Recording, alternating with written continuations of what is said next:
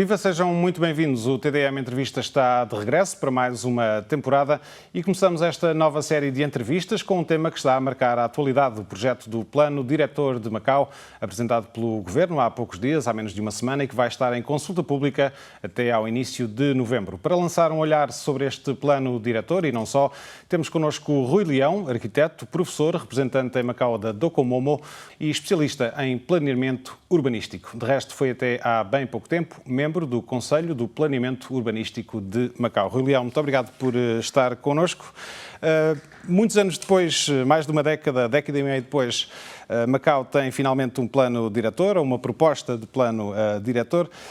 Não sei se tem planos para participar nesta consulta pública, mas para começo de conversa, perguntava-lhe, se o fizer, no essencial, que mensagem é que vai procurar deixar?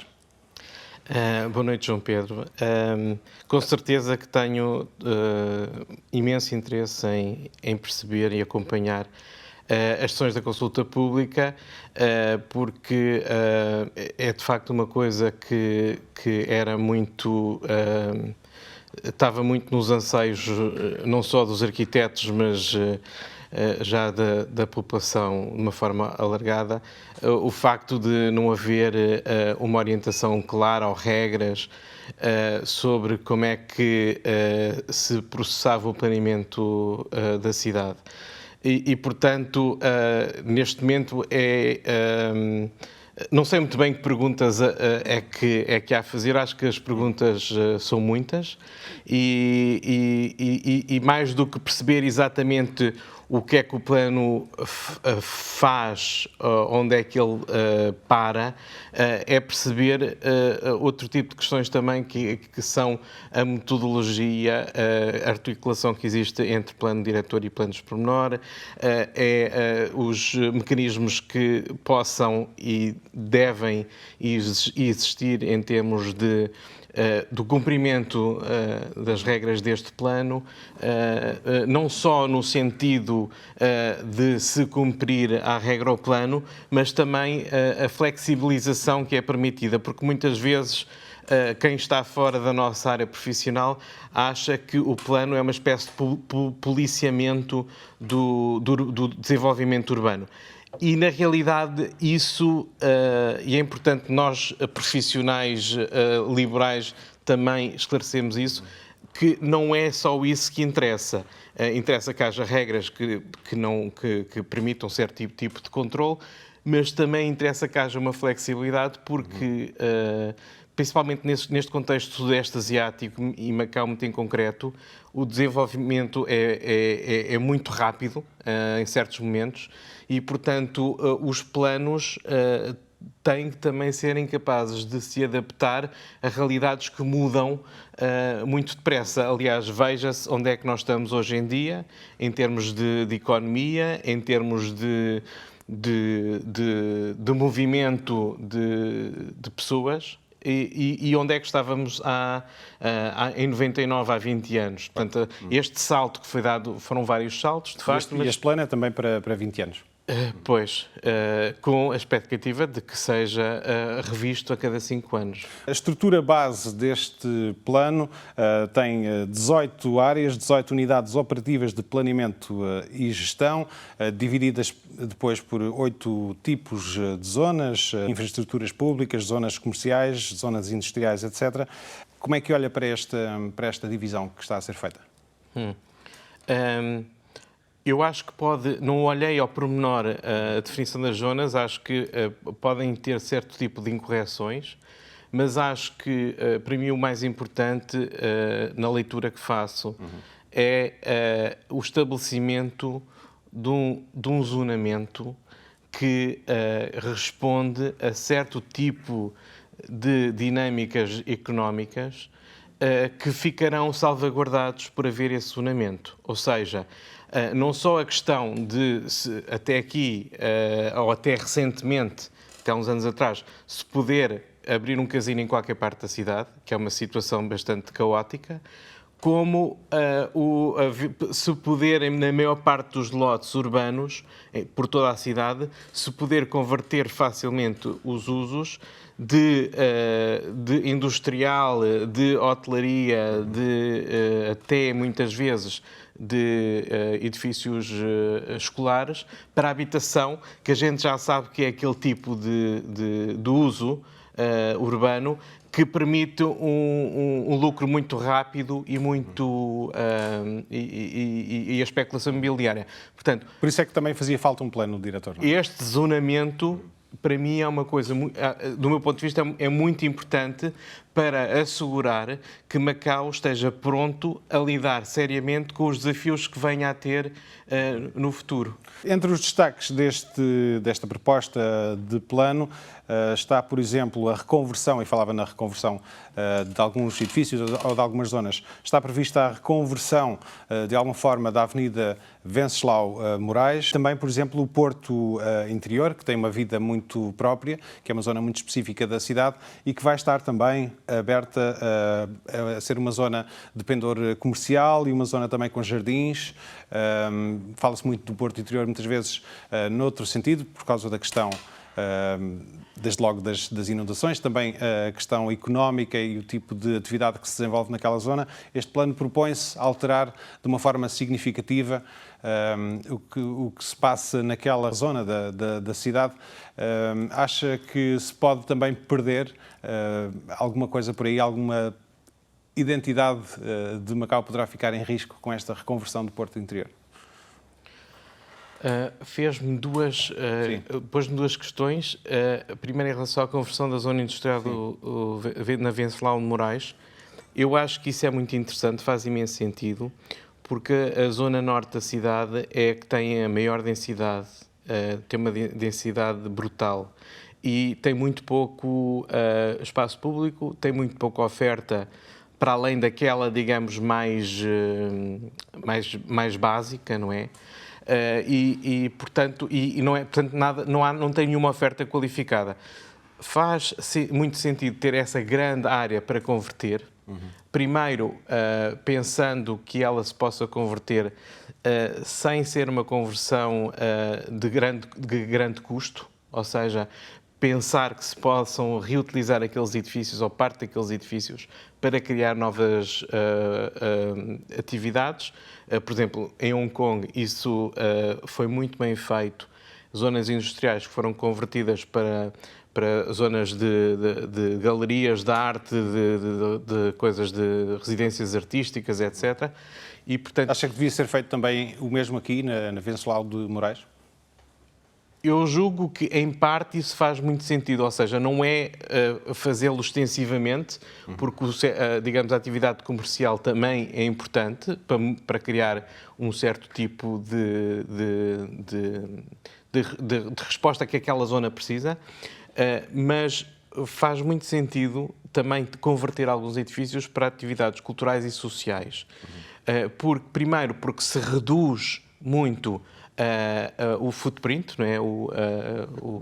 Portanto, acabam por ser projetos muito de gasto mais baixo, um investimento mais baixo. Não se tem que demolir tanto edifício, que é uma coisa que também, em termos ambientais, é muito negativa. Portanto, eu acho que o plano diretor devia também, e parece-me, para algumas coisas que já li, levanta esse tipo de preocupações. Essas preocupações não devem ser só um blá, blá, blá que está no papel, mas devem ser indicações claras nos planos de pormenor e na comunicação com os investidores envolvidos. E, portanto, isso acabam por ser, se as coisas forem feitas de uma forma sustentável, sem estar a demolir e a reconstruir tudo, acabam por permitir uns investimentos mais baixos, ou seja, não têm que ser instituições com muito dinheiro a fazê-lo, podem ser instituições mais locais, com menos capacidade financeira a fazê-lo, e dá um exemplo que eu acho que nós precisamos neste momento em Macau muito, é exemplos de coisas bem feitas, mas sem estar a deitar tudo fora e a fazer de novo, porque isso é uma cultura de gasto, de desperdício, de poluição do planeta que deve ser avaliado, ou seja, devemos perceber quando é que vamos reconstruir demolindo e quando é que vamos readaptar o parque urbano construído. Sobre a questão do Porto interior, como é que olha para estas propostas que são feitas neste plano diretor? Para já olho com alguma suspeita, porque não tenho visto até à data nenhum tipo de preocupação em manter o tecido histórico do Porto Interior. Trazer um novo tipo de atividade é um princípio importante, porque sem essas novas atividades que vão permitir que não só aquelas pessoas que vivem lá, mas a população em geral se possa fazer uso do Porto Interior, agora mesmo sem pensar na questão do turismo, é importante porque, no fundo, o Porto Interior, para se conseguir regenerar e manter o património que lá está, não só os monumentos, mas os shop houses, as casas chinesas que lá estão, os pátios, etc., ele precisa de ter algum income, tem que conseguir atrair e produzir, ter uma economia local que permita que as outras coisas depois aconteçam. E as outras coisas são exatamente os microinvestimentos de renovação dos edifícios antigos, porque eles vão passar a ter valor. Porque a questão é que neste momento eles não têm valor aos olhos de ninguém.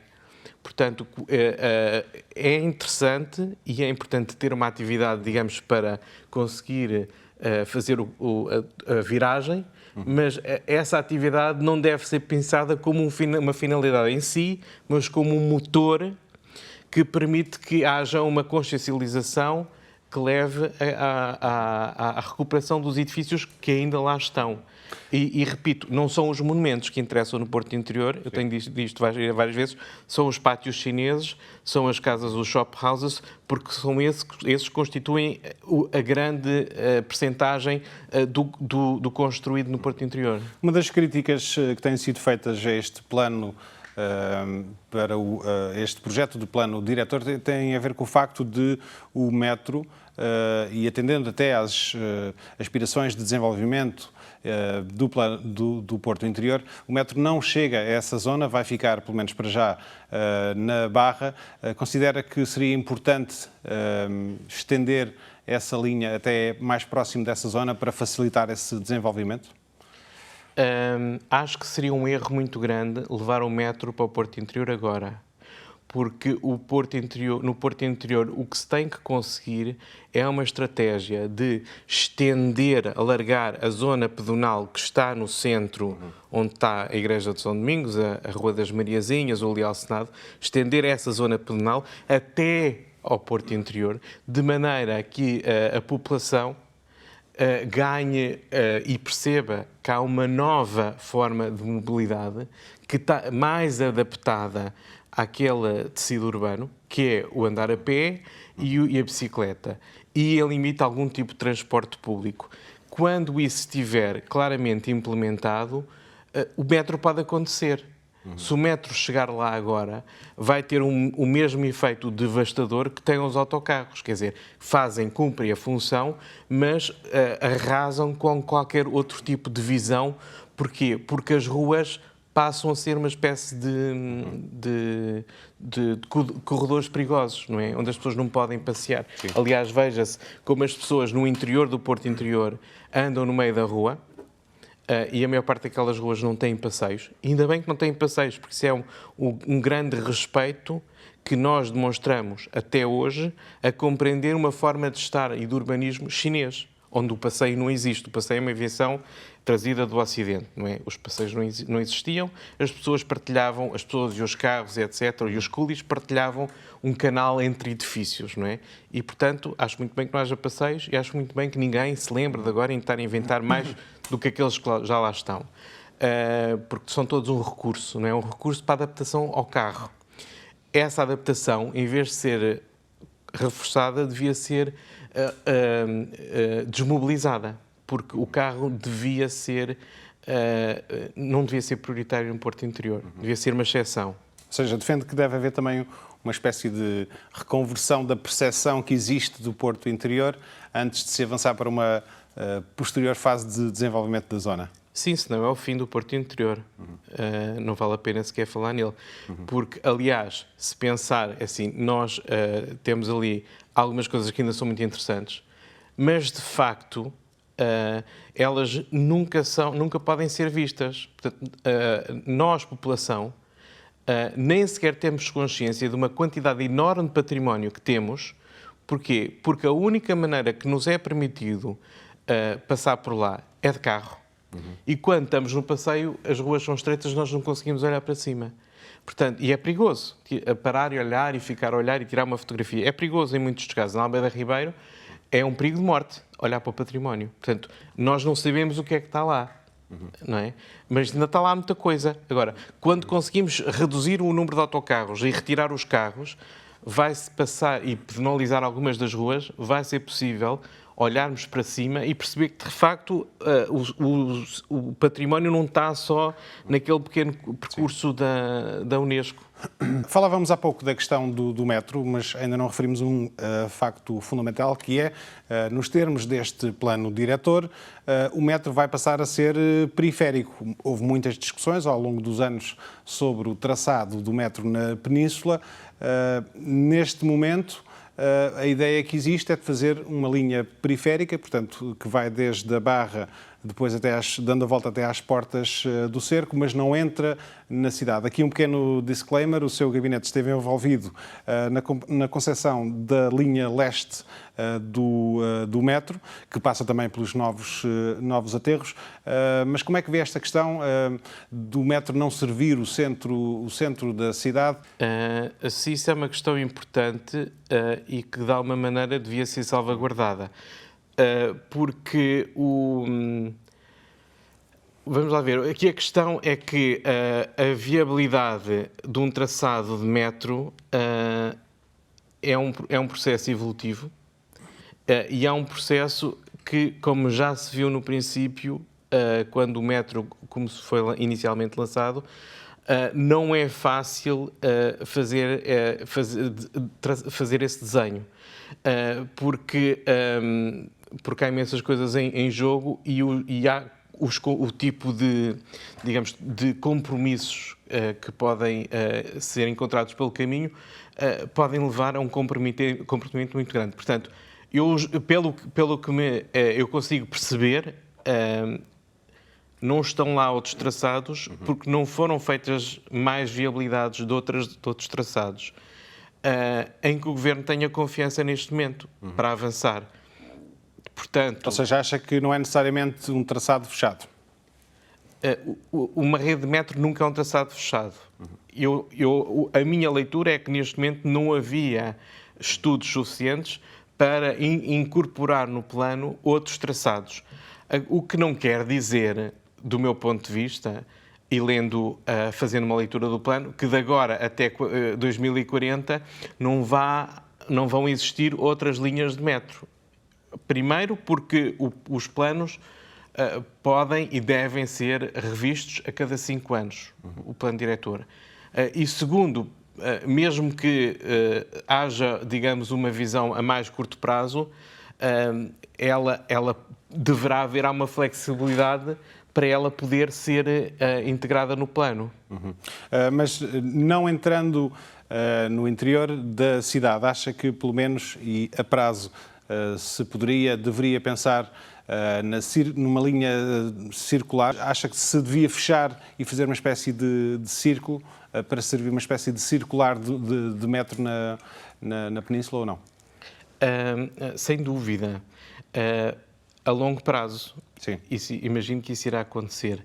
A questão que se põe Estamos a falar de toda aquela zona de Faixiquei, Ilha Verde, Faixiquei, até mais à zona sul. Sim. A curto prazo deveria haver outras soluções. Eu julgo que já se falou muito em tempos do eixo que vai pelo Porto Interior Almirante Sérgio, depois até a Rua das Lojas, etc., ser toda transformada num corredor base. A curto prazo, isso resolve imensas questões. Há outro corredor que também faz sentido e que eu acho que o Governo já deve ter feito alguma avaliação, que é um corredor sul que possa ligar a Estação da Barra cá por fora pela Praia Grande, os aterros da Praia Grande, sim, do lado da o NAP, sim. Perifericamente fazer um circuito de câmara pelo NAP, o ZAP, etc. Já foi uma hipótese em cima da mesa, como é sabido. E chegando à zona A. Sim. Não enquanto metro, mas enquanto linha bus, não é? Enquanto canal de bus. Eu acho que a curto prazo haverá uma necessidade de haver essas soluções, porque de maneira não se vai conseguir criar digamos, um crescendo à volta da linha de metro. Uma espécie de corredor complementar à própria linha de metro. Ainda não falámos das questões do património. Este plano não fala muito sobre as questões do património, não é muito específico. É verdade que existem 21 corredores visuais que estão previstos, mas não se adianta muito e não existem muitas novidades em relação àquilo que poderá ser, por exemplo, a altura de edifícios, densidade de algumas zonas mais sensíveis. Como é que olha para estas questões e se acha que o património está salvaguardado com este plano diretor, ou se poderá vir a estar? Bem, é difícil de eu perceber se vai estar salvaguardado ou não vai estar. Com certeza, com um plano pormenor, isso fica tudo muito mais claro. Julgo que, assim como as zonas de proteção, as zonas verdes, o facto de ser estabelecida enquanto zona protegida de património ou ecológica é um passo importante, porque, de facto, até aqui todas as barreiras eram quebradas e não havia, de facto, havia sempre acordos mais ou menos entre instituições, mas não havia, de facto, havia planos que não estavam publicados, mas que serviam muito como referência quando dava jeito. Portanto, de facto, e aliás, veja-se aquela emergência toda que aconteceu. Eu digo isto, eu acho que as coisas não acontecem sempre com más intenções ou por maquiavelismos ou não sei o quê. Mas, de facto, o que é que aconteceu? Não tínhamos nenhum plano que definisse nada a seguir à passagem de soberania. Havia o Instituto de Habitação, até 99, tinha um gabinete de planos em que se tentava perceber o crescimento da população e as necessidades de habitação, ia dando resposta conforme podia, e a seguir a 99 construíram-se alguns dos projetos que vinham do anteriormente e deixou de se fazer novos projetos e deixou quase, acho que chegou a fechar o dito gabinete de pesquisa que fazia esse trabalho, que era um trabalho de planeamento, e parou de se fazer habitação pública até 2010, quando a coisa já estava muito sobreaquecida. Como, de repente, houve um acordar rápido, porque se percebeu, o Executivo percebeu-se que era insustentável a situação para a população, teve que se construir a correr. O que é que aconteceu? Havia a zona do Siac Paivan, que não tinha que ser aquilo. Não tinha que ser daquela maneira, mas como foi uma situação de emergência, não havia nenhuma regra no terreno que limitasse nada, o Siac Paivan foi atacado daquela maneira. Portanto, e aquilo agora, eu acho que já há uma consciência da parte do Governo de que a maneira como aquilo foi desenhado levanta imensos problemas, e há um exercício de tentar cozer e tentar melhorar e não sei o quê. Acha que essa experiência e a aprendizagem com essa experiência de Siac Paivan se vai refletir no que diz respeito à habitação nos novos aterros?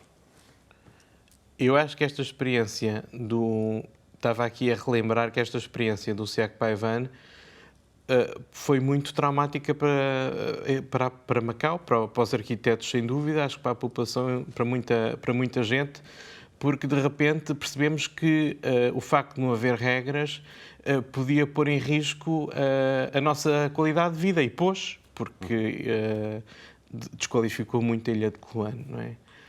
E são coisas irreparáveis, e as pessoas que vão viver para lá, ainda mais problemática é a vida deles, porque têm que lidar com isso todos os dias, não é?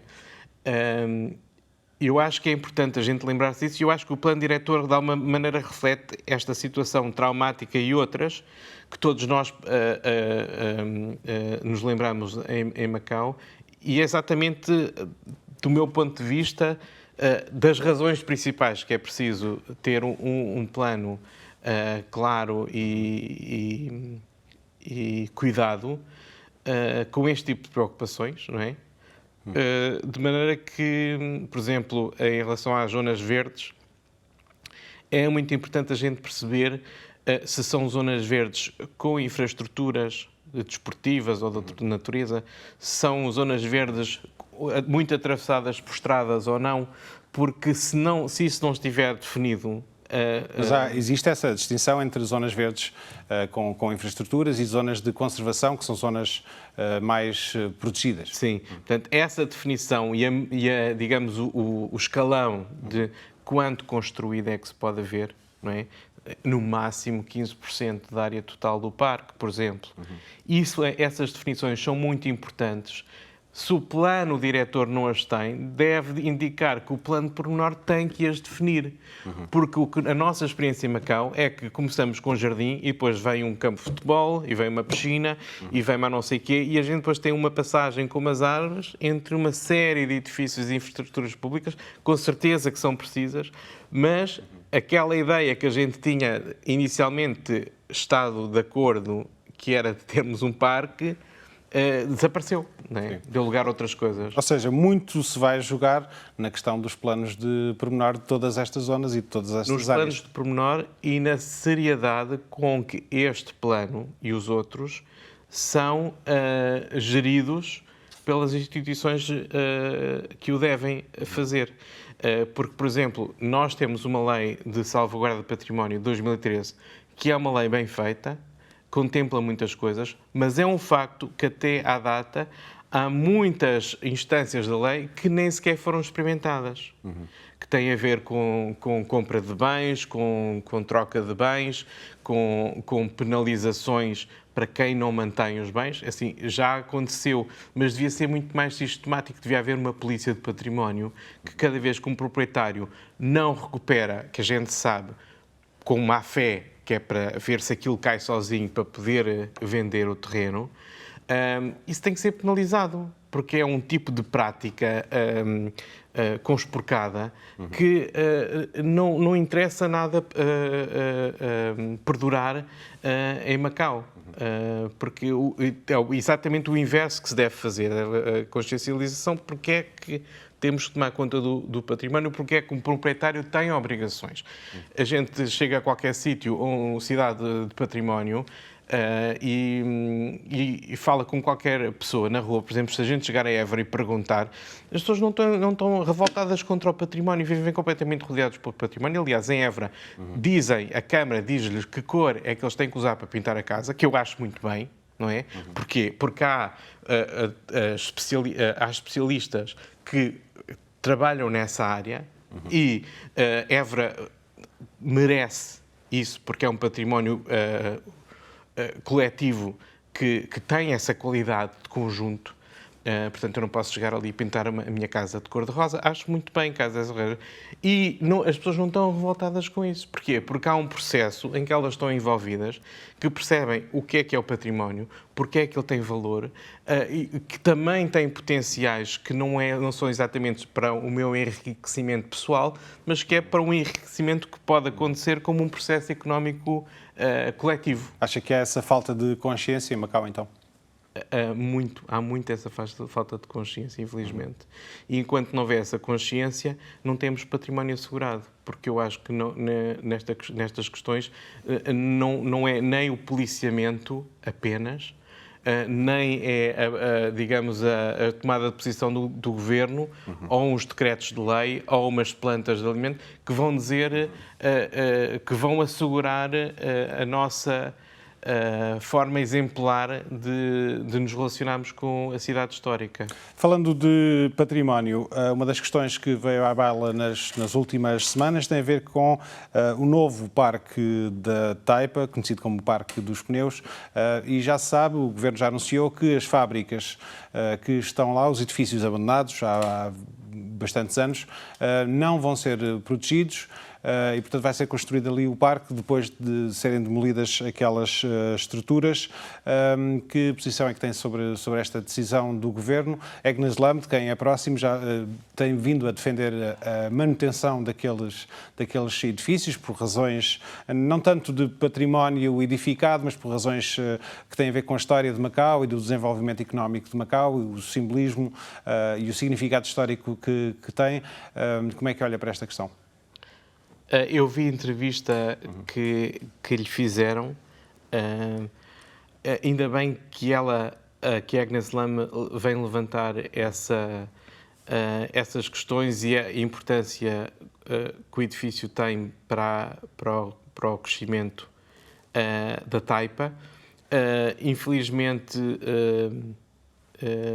em Macau, a gente esquece com muita facilidade. Pareceu, pela conversa que ela fez na entrevista, achei que de facto era uma coisa com um significado histórico muito grande para a Taipa, e não tem a ver exatamente com a qualidade do património em si, mas tem a ver com uma memória, digamos, que é um ponto de partida para a urbanização da Taipa, que argumenta a construção da Ponte Nova de Carvalho, que tem a ver com o primeiro movimento urbano das populações que vão trabalhar para a fábrica. Isso parece-me tudo muito interessante e muito importante. Não no sentido de dizer assim, tem que se manter aqueles edifícios todos, mas no sentido de a gente dizer, se a gente conseguir manter uma parte destes edifícios como uma memória que possa contar a história da Taipa, como é que isto tudo começou. Você está no sítio onde tudo começou, que é o que a gente lê quando chega a Guimarães. Aqui começou Portugal. A partir de lermos essa frase, temos uma perspectiva completamente diferente. Passamos a ser uns animais sensíveis ao tempo e estamos a observar a cidade com um cuidado muito maior. Porquê? Porque estamos a ser... Alguém nos deu a mão para dizer, atenção, não está em Lisboa, não está no comboio, está em Guimarães. Esse tipo de indicação é importante para criar uma experiência com mais layers, com mais leituras. E eu acho que não era muito complicado integrar uma parte da fábrica com uma arqueologia industrial na temática do parque, que é bastante grande. Sim. E que julgo que... Um parque que vale a pena dizer, como outros, não está planeado de forma definitiva, é um parque temporário. Não se sabe quantos anos vai estar ali, mas não é definitivo, ou poderá não ser definitivo, não é esse o projeto que está em cima da mesa. Em todo o caso, defende que aquele espaço e aquelas estruturas devem ser integradas de alguma forma no parque que está previsto e que considera então que não devem ser demolidas, é assim? Não defendo no sentido de acho que tem que manter... Não é nesse sentido. Acho que era mais interessante. Sim. E ganhávamos todos mais se conseguisse avaliar uma maneira de lá ficar uma parte. Isso tem a ver com os tempos e com a disponibilidade de perceber que, se isso é integrável. Agora... Neste caso do parque que está a referir, o que eu gostava de dizer, e que também acho muito importante para Macau, é que acho muito salutar que o Instituto de Assuntos Municipais esteja a lançar várias consultas para a renovação das instalações sanitárias, públicas, para a renovação e novas passagens aéreas pedonais, de passeios, às vezes de zonas muito pequenas, mas que, tornadas públicas, podem qualificar muito a vida de cada bairro. E alguns parques que também têm sido... Houve um concurso público este mês passado. Isto é tudo muito importante porque estes espaços estão desaproveitados. Outros existem, mas não estão muito adaptados ao tipo de uso que podiam ter. Portanto, digamos, não estão aproveitados ao máximo. Sim. E, de facto, há uma necessidade muito grande de espaço público. Sim. E de jardins. Macau tem pouco espaço, tem que ser bem aproveitado. E, portanto, esta estratégia de ter uns parques provisórios nos terrenos que não vão ser desenvolvidos imediatamente, porque se calhar há um processo que é mais contemporizado.